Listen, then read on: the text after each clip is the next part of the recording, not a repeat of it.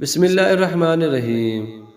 ایک عورت سڑک پر ایک آدمی کے پاس آتی ہے اور کہتی ہے، معاف کیجئے جناب، میں ایک چھوٹا سا سروے کر رہی ہوں، کیا میں آپ سے کچھ سوال کر سکتی ہوں؟ آدمی کہتا ہے، جی بالکل۔ عورت، فرض کریں کہ آپ بس میں بیٹھے ہیں اور ایک خاتون بس میں سوار ہوئی اور اس کے پاس سیٹ دستیاب نہیں ہے، کیا آپ اس کے لیے اپنی سیٹ چھوڑ دیں گے؟ آدمی، نہیں۔ اس عورت نے اپنے پاس موجود پیپر پر نظر دوڑاتے ہوئے آداب کے خانے پر ٹک کرتے ہوئے دوسرا سوال کیا، عورت، اگر بس میں سوار خاتون حاملہ ہو تو کیا آپ اپنی سیٹ چھوڑ دیتے؟ آدمی، نہیں۔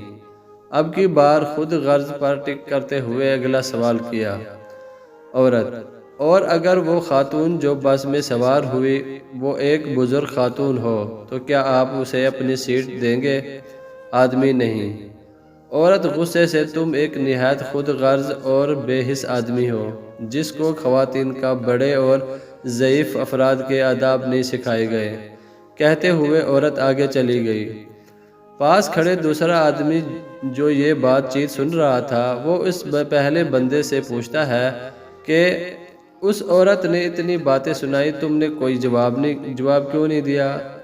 تو اس آدمی نے جواب دیا، یہ عورت اپنی چھوٹی سوچ اور آدھی معلومات کی بنا پر سروے کر کے لوگوں کا کردار طے کرتی پھر رہی ہے۔